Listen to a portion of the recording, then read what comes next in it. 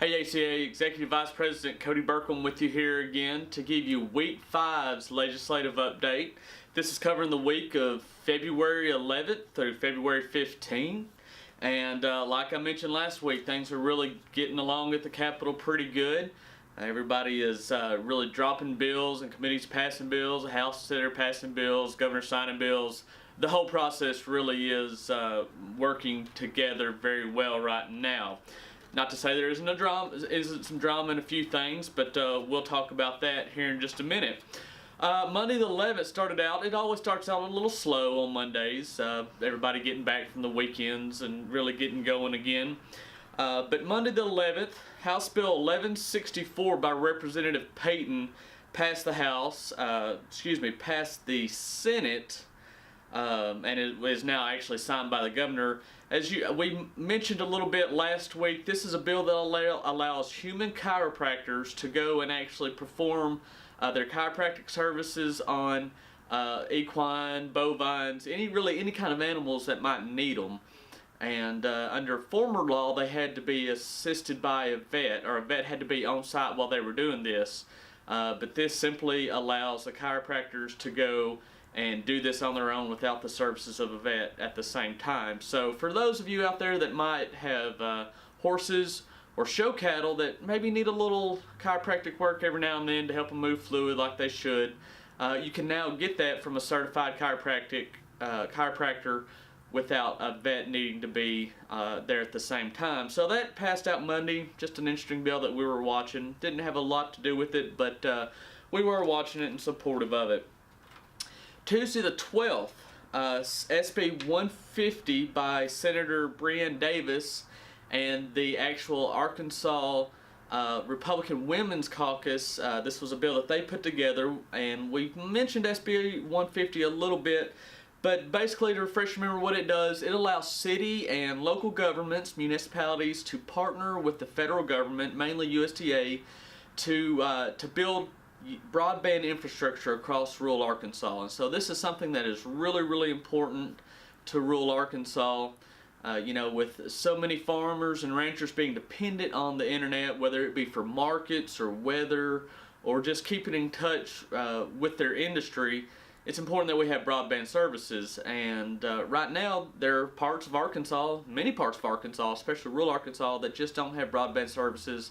The private companies can't make them profitable, so they're not able to go in those areas. This bill would allow cities and counties and municipalities to partner with the federal government to get those into these rural areas. And with the last passage of the Farm Bill, there's a very large amount of money that USDA is putting towards these type of programs, and so we want to make sure, or the legislature wants to make sure, that Arkansas is on the receiving end of some of that money where we can hopefully build rural broadband up. So that passed the Senate this week by a vote of 34 yeas with 1 voting present.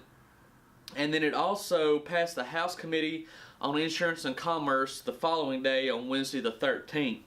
So that was something that, we certainly want to be supportive of and look forward to passing. We want to make sure that our producers have the ability to access broadband internet.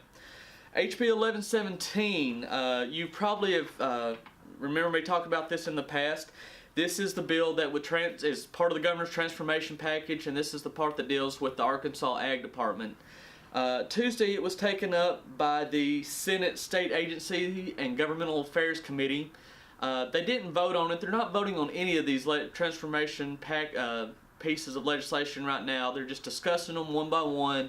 They'll be put together in one large package and passed whenever everything has been discussed and ironed out. So there are some groups that have a few concerns with the state agency, or with the Ag Department bill, but we're still supportive of it. I think everything hopefully will be ironed out there, and that'll be well on its way to passing. But the legislators want to make sure that everything is being done right, and that we don't have any unintended consequences with that. So it's still being discussed. We're continuing to watch that very closely. Wednesday the 13th, HB 1124, which I've mentioned now for 5 weeks. It's been kind of a process to get this bill through. There are some amendments added on the Senate side, and so This week it had to come back through the Ag Committee on the House side to concur in the amendment. The House committee concurred in that amendment from the Senate. It went back to the House floor, and it actually passed the House, I believe the next day on the 14th. Yes, on Thursday the 14th. It passed the House with 88 yeas, and I think there was 14 nays on that.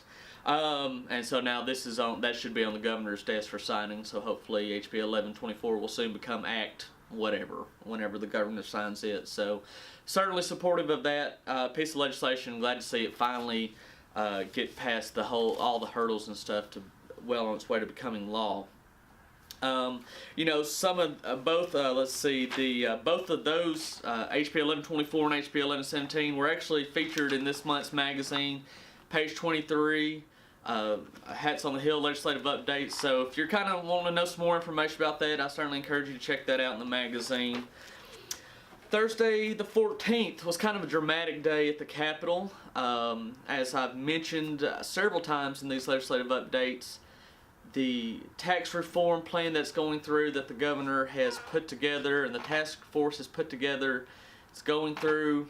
It's a big bill. It's going to cut some tax and things like that for people across the state, and there's been a lot of discussion and a lot of things that have really been talked about throughout. I mean, this thing failed the Senate one time. It went to the Senate floor and failed.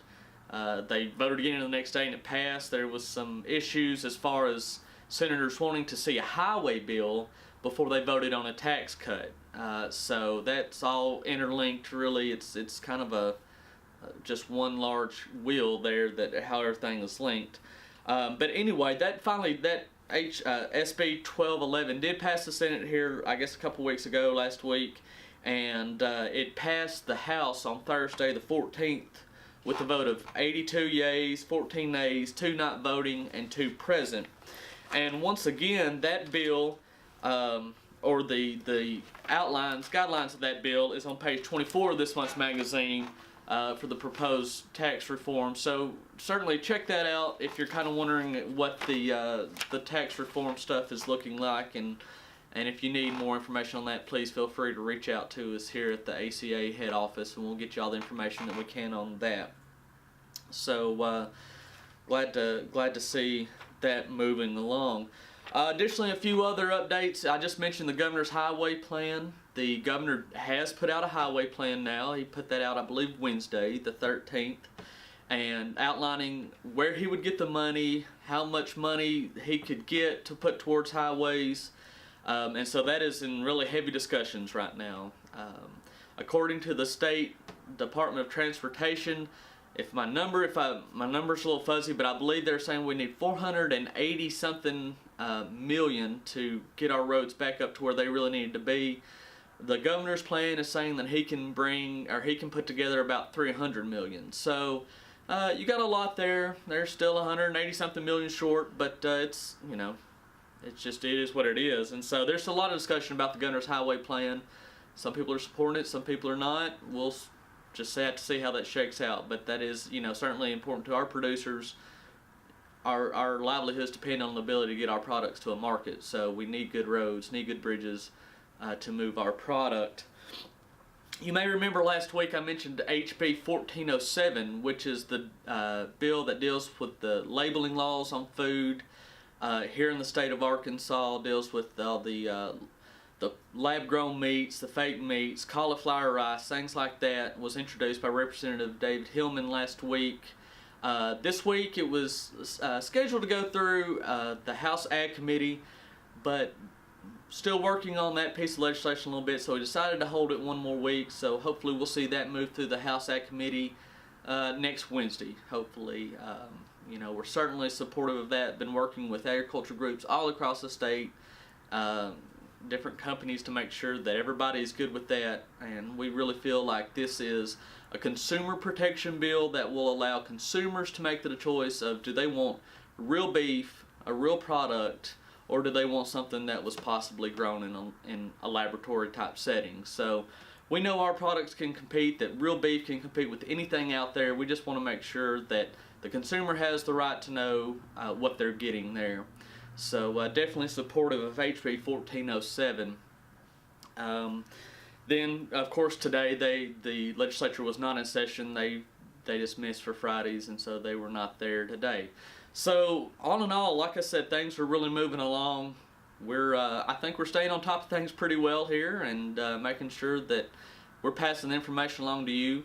If you have any questions or see any bill that's really tickled your fancy, or you want to know more about, hey, we want to be a resource for you. We want to help you get what you need to make an informed decision. That way, if you want to reach out to your representative or senator, or if you just want to know who those people are, please feel free to give us a call here. We'll be glad to help you any way we can. So with that, that's going to be all this week. Look forward to seeing you next week. Until then, have a good weekend.